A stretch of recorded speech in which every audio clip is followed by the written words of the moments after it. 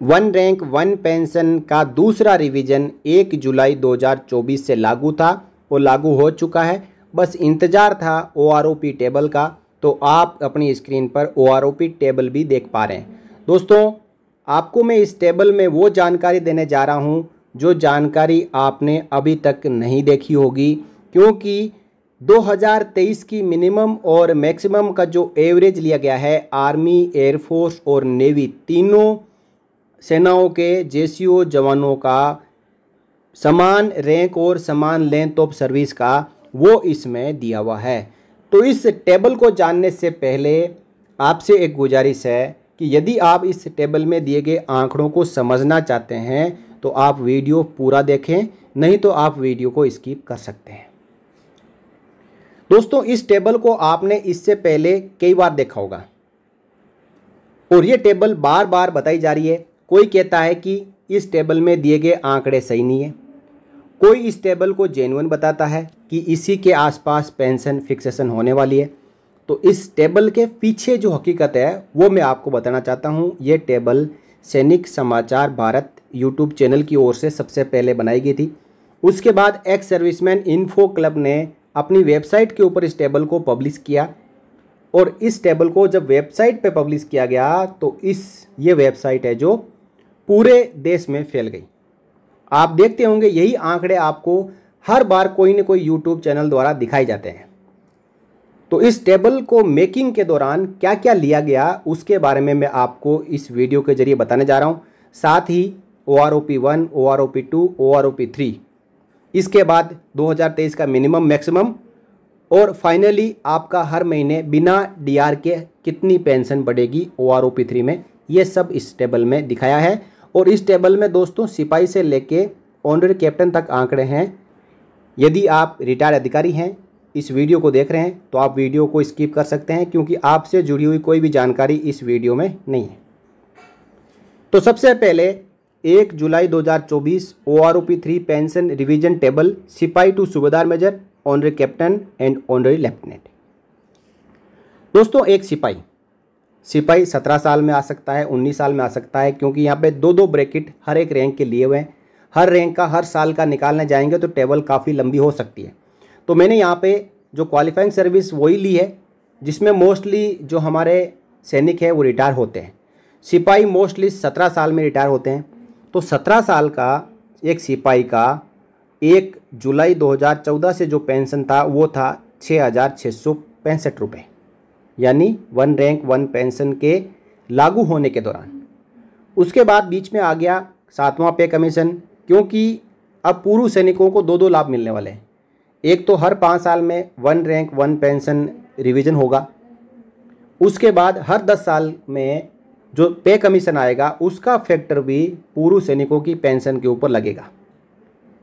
तो 1 जुलाई 2014 से सिपाही की जो पेंशन है वो 6,665 रुपये फिक्स करी गई, जो कि 7वां पे कमीशन जब 1 जनवरी 2016 से लागू हुआ तो उसमें 2.57 फैक्टर लगाया गया और पेंशन में भरपूर बढ़ोतरी हुई, जो कि 6,665 से छलांग लगा के सीधा 17,129 रुपये हो गई।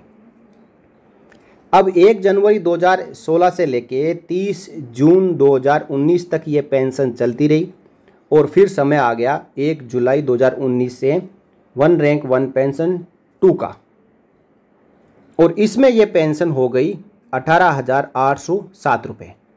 ये 18,807 रुपये 2018 की सिपाही की 17 साल में मिनिमम और मैक्सिमम तीनों सेनाओं में से जो सिपाही आए थे उनकी पेंशन लेने के बाद उसका एवरेज निकाला गया, यानी मिनिमम मान लो कि 18,000 आई और मैक्सिमम 19,200 आई, तो उसका जो एवरेज दोनों को जोड़ के डिवाइडेड बाय 2 किया गया, जिसके बाद जो आंकड़ा निकल के आया वो OROP 2 की पेंशन है। अब दोस्तों बात करें कि OROP 3, OROP 1 हम 1 जुलाई 14 को मान रहे हैं, OROP 2 हम 1 जुलाई 19 को मान रहे हैं, OROP 3 हम 1 जुलाई 24 को मान रहे हैं। OROP 3 में जो एवरेज लिया जाएगा पेंशन का वो 2023 की पेंशन का एवरेज लिया जाएगा। तो 2023 में जो सिपाही आए हैं यहाँ पे जो मिनिमम ली गई है और मैक्सिमम ली गई है, ये उन पेंशनर्स के पीपीओ से ली गई है जो 2023 के दौरान रिटायरमेंट आए हैं, आर्मी, एयरफोर्स, नेवी। तो ये पाया गया कि उन पीपीओ में जो मिनिमम पेंशन मोस्टली है वो है 18,050 रुपये और मैक्सिमम पेंशन है वो है 22,850 रुपये। अब 18,050 और 22,850 को आप जोड़ेंगे, और क्योंकि यहाँ पे दो फैक्टर है, मिनिमम और मैक्सिमम, तो आप दो से इसको डिवाइड करेंगे तो जो आंकड़ा निकल के आएगा वो 1 रैंक 1 पेंशन के तीसरे रिवीजन 1 जुलाई 24 से पेंशन बनेगी, जो कि इन दोनों को जोड़ के 2 से डिवाइड करने पर 20,450 रुपये आ रही है। और OROP 3 की पेंशन में से OROP 2 की पेंशन को माइनस करते हैं तो हर महीने 1,643 रुपये का एक आंकड़ा निकल के आता है, जो कि 1 जुलाई 24 से आपकी पेंशन में जुड़ने जा रहा है। आपकी पेंशन 1,643 रुपये बढ़ने जा रही है और इसके ऊपर 50% डियरनेस रिलीफ लगेगा, जो कि 2,500 रुपये के आसपास आपकी पेंशन एक सिपाही की 17 साल में बढ़ जाएगी। अब 2,500 से दोस्तों 2,600 हो सकता है, 2,400 हो सकता है, इसके अलावा डिफरेंस नहीं होगा, ये आप मान के चलना। और जब आपके पास में OROP 3 की टेबल PCDS से जारी की जाती है तो आप उसके साथ इसको मैच कर लेना। अब दूसरा, यदि हम बात करें सिपाही की 19 साल में, तो एवरेज निकल के आता है 21,075 और हर महीने पेंशन में 2,268 रुपये प्लस इसके ऊपर 50% DR यानी 1,100 रुपये, तो 3,300 के आसपास जो पेंशन है वो बढ़ेगी। नाइक की 17 साल में बात करें तो OROP 2 से OROP 3 में आते आते पेंशन 22,175 हो सकती है, जो कि 2,068 प्लस DR की बढ़ोतरी देखने को मिल रही है। नाइक की 22 साल में 21,244 से 23,925 हो सकती है और ये बढ़ोतरी होगी लगभग 4,000 रुपये हर महीने। इसी प्रकार हवलदार की 19 साल में 21,782 से 23,475 रुपये पेंशन हो सकती है और यहाँ पे हवलदार की थोड़ी सी पेंशन में बढ़ोतरी कम होगी, जो कि फिर 2,500 रुपये के आसपास है। इसी प्रकार हवलदार की 24 साल में जो बढ़ोतरी आप देख पा रहे हैं वो 4,000 रुपये पर मंथ के आसपास होगी। फिर बात करें ऑनरेरी नायब सूबेदार की 24 साल में, तो इनकी पेंशन 23,750 से 25,300 पहुंच रही है और ये बढ़ोतरी जो आप देख पा रहे हैं 2,700-2,800 रुपये हर महीने की बढ़ोतरी, यानी 1,550 प्लस 50% DR। ऑनरेरी नायब सूबेदार की 26 साल में 23,000 रुपये हर महीने पेंशन बढ़ोतरी और इसके ऊपर DR, तो ये बढ़ोतरी आपकी 2,500-2,600 रुपये के लगभग हो जाएगी। बात करें नायब सूबेदार की 26 साल में, तो हर महीने 2,800 रुपये पेंशन बढ़ोतरी प्लस 50% DR 1,400 रुपये, तो कुल मिलाकर ये 4,200 रुपये हर महीने एक नायब सूबेदार की पेंशन OROP 3 में बढ़ जाएगी। नायब सूबेदार की 28 साल में आप देखेंगे तो यहाँ पे पेंशन में थोड़ी सी कटौती हो रही है, यानी 2,375 प्लस 50% DR। सूबेदार की 28 साल में बात करें तो पेंशन 29,700 से बढ़ के 32,050 हो जाएगी, जो हर महीने 2,350 रुपये की बढ़ोतरी और इसके ऊपर जो 50% DR। दोस्तों, आप जो पेंशन बढ़ोतरी लास्ट कॉलम में दिखाई गई है इसके ऊपर आप 50% DR निकाल लें, यानी जितनी आपकी यहाँ पे आंकड़े दिखाई जा रहे हैं पेंशन बढ़ोतरी के, उसका आधा निकाल के इसमें जोड़ दें, वो आपका 50% DR के साथ पेंशन हो जाएगी। सूबेदार की 30 साल में 31,000 से बढ़ के 33,025 हो जाएगी, तो 2,025 रुपये की पेंशन बढ़ोतरी हर महीने यहाँ पे आ रही है। सूबेदार मेजर की 30 साल में 31,625 से 34,125 हो जाएगी, तो 2,500 रुपये की बढ़ोतरी आ रही है। ऑनरेरी लेफ्टिनेंट की 41,200 से 43,725 होगी, तो 2,525 रुपये की बढ़ोतरी यहाँ पे निकल के आई है। और फाइनली ऑनरेरी कैप्टन की 43,625 से 46,375 रुपये पेंशन के आंकड़े पहुँच रहे हैं OROP 3 में।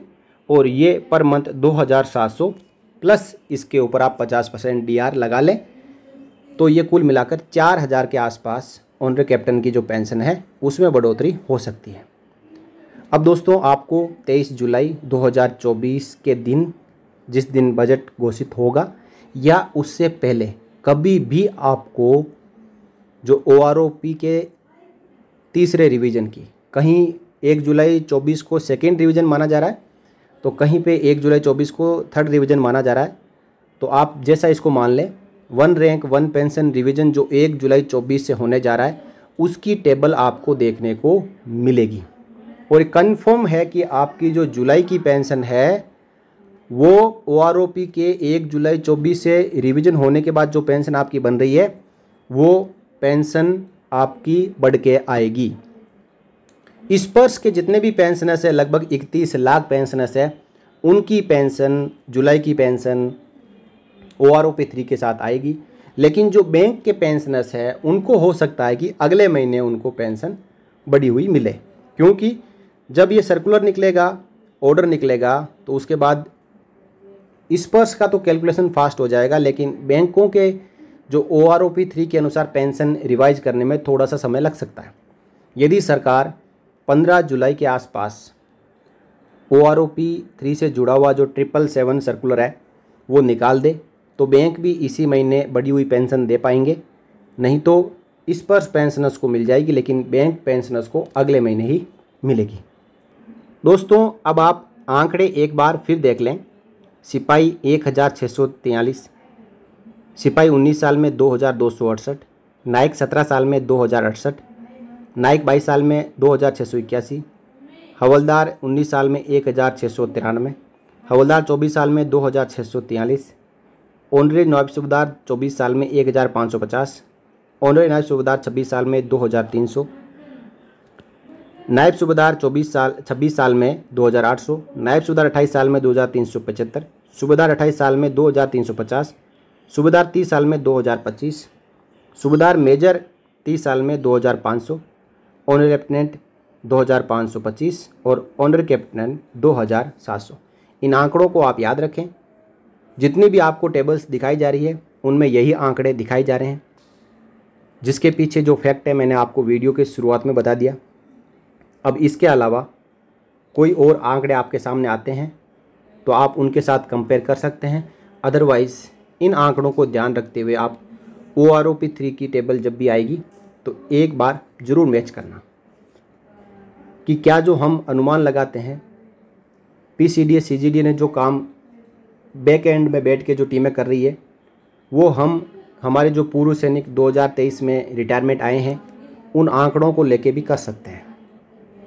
अब इसके बावजूद यदि JCOs की नायब सूबेदार से लेके ऑनरेरी कैप्टन तक की पेंशन में कटौती होती है तो इसका मतलब ये होगा कि PCDA और CGDA द्वारा इसके पीछे कोई गेम खेला जाएगा, नहीं तो इतनी पेंशन बढ़ोतरी होना लगभग तय है। आपकी क्या राय है? आप अपनी राय कमेंट बॉक्स के जरिए रख सकते हैं। आप ये भी कह सकते हैं कि ये टेबल फेक है, और आप ये भी कह सकते हैं कि हाँ, इतना तो बढ़ोतरी लागू है और होना भी चाहिए। तो इस प्रकार मैंने आप सबको OROP 3 से जुड़ी हुई जो जानकारी है इस टेबल के जरिए एक बार फिर दी, और मैं आशा करता हूं कि आपको मैंने जानकारी इस वीडियो के जरिए जो दी है वो समझ में आई है। इसके अलावा भी आपका कोई क्वेश्चन है तो आप कमेंट करके पूछ सकते हैं और इस वीडियो को आप शेयर कर सकते हैं। आगे भी इसी प्रकार की जानकारियाँ पाते रहने के लिए आप चैनल को भी सब्सक्राइब कर सकते हैं।